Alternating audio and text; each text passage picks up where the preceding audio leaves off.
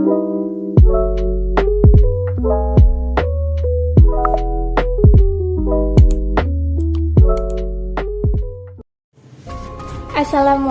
warahmatullahi wabarakatuh. Perkenalkan, nama saya Sutra Aliza. Saya akan menjelaskan tentang hikmah mempelajari sejarah kebudayaan Islam pada masa pembaharuan. Nah, dalam mempelajari sejarah kebudayaan Islam pada masa pembaharuan sangatlah penting bagi umat Islam. Adapun hikmah atau manfaat dalam mempelajari sejarah kebudayaan Islam pada masa pembaharuan yaitu yang pertama, kita akan mendapatkan informasi dan pemahaman mengenai asal-usul khazanah kebudayaan dan kekayaan di bidang lainnya yang pernah diraih oleh umat Islam di masa lampau. Sejarah merupakan jembatan yang menghubungkan masa lalu dengan masa kini. Ia merupakan tempat belajar bagi para generasi penerus agar dapat memandang ke masa silam. Melihat ke masa kini dan menatap ke masa depan, Al-Quran adalah kitab suci yang merupakan pedoman hidup umat Islam yang telah memerintahkan umatnya untuk memperhatikan sejarah. Beberapa ayat Al-Quran dengan jelas memerintahkan hal tersebut. Ialah terdapat pada Al-Quran surah Ar-Rum ayat yang ke-9, yang artinya, dan tidaklah mereka berpergian di muka bumi lalu melihat bagaimana kesudahan orang-orang sebelum mereka. Orang-orang itu lebih kuat dari mereka, dan mereka telah mengelola bumi, serta memakmurkannya lebih banyak dari apa yang telah mereka makmurkan. Dan telah datang kepada mereka rasul-rasul mereka dengan membawa bukti-bukti yang jelas. Maka Allah sama sekali tidak berlaku zalim kepada mereka, tetapi merekalah yang berlaku zalim kepada diri sendiri. Al-Quran bahkan tidak hanya memerintahkan umatnya untuk memperhatikan perkembangan sejarah manusia, tetapi Al-Quran juga menyajikan banyak kisah. Sebagian ulama bahkan ada yang berpendapat bahwa 2/3 isi Al-Quran itu adalah kisah sejarah. Dalam kitab Mana Al-Qatan dijelaskan bahwa kisah dalam Al-Quran terbagi menjadi 3 macam, antara lain yang pertama, kisah para nabi yang berisi usaha fase-fase perkembangan dakwah mereka dan sikap orang-orang yang menentang para nabi. Adapun yang termasuk ke dalam jenis kisah tersebut diantaranya adalah kisah Nabi Adam, Nabi Nuh, Nabi Ibrahim, Nabi Ishak, Nabi Ismail, Nabi Musa, Nabi Harun, Nabi Isa, dan Nabi Muhammad SAW. Nah, yang kedua, kisah orang-orang yang terdahulu yang termasuk ke dalam kategori nabi. Adapun yang termasuk ke dalam jenis kisah tersebut seperti kisah Talut, Jalut, 2 orang putra Nabi Adam, Ashab, Al-Kahfi, Zulkarnain, Karun, Fir'aun, Maryam, dan keluarga Imran.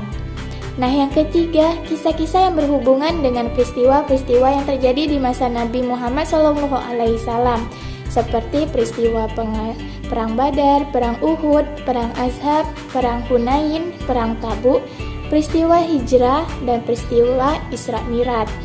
Kisah-kisah ini dipaparkan dengan tujuan agar umat manusia mengambil iktibar, pelajaran darinya. Allah berfirman dalam Al-Quran surah Hud ayat 120 yang artinya, dan semua kisah Rasul-Rasul kami ceritakan kepadamu Muhammad, agar dengan kisah ini kami teguhkan hatimu, dan di dalamnya telah diberikan kepadamu segala kebenaran ini, telah datang kepadamu kebenaran nasihat dan peringatan dan bagi orang-orang yang beriman.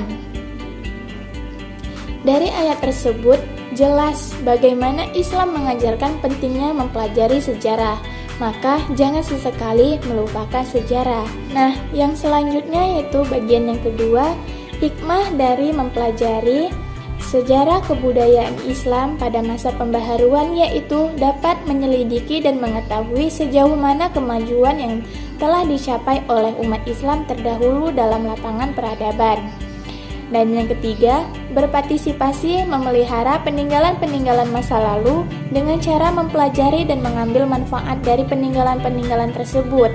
Yang keempat, dapat menggali dan meninjau kembali faktor-faktor apa saja yang menyebabkan kemajuan Islam dalam lapangan peradaban dan faktor apa pula yang menyebabkan kemundurannya, kemudian menjadi cerminan bagi masa-masa sesudahnya. Yang kelima, Peradaban Islam masa pembaharuan adalah peradaban yang paling sempurna, sehingga dapat kita jadikan pelajaran di masa sekarang. Yang keenam, dapat mengetahui dan membandingkan antara peradaban yang dijiwai Islam dengan peradaban yang lepas dari jiwa Islam. Kita dapat mengetahui sumbangan Islam dari umat Islam dalam lapangan peradaban umat manusia di muka bumi. Yang ketujuh, untuk membentuk watak dan kepribadian umat Islam pada masa kini.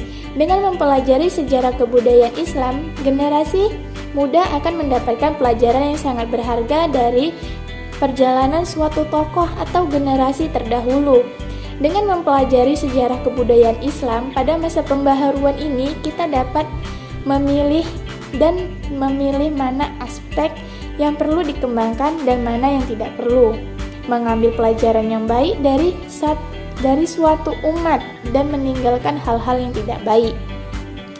Yang kedelapan, mampu berpikir secara kronologis dan memiliki pengetahuan tentang masa lalu yang dapat digunakan untuk memahami dan menjelaskan perkembangan, perubahan masyarakat serta keragaman sosial budaya Islam di masa yang akan datang.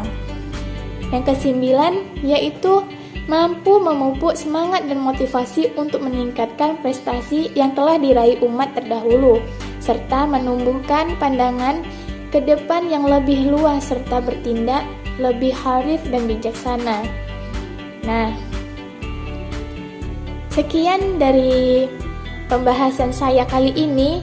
Saya mohon maaf jika ada kesalahan dari kata-kata saya yang tidak berkenan. Saya akhiri, wabillahi taufik wal hidayah. Wassalamualaikum warahmatullahi wabarakatuh. Terima kasih.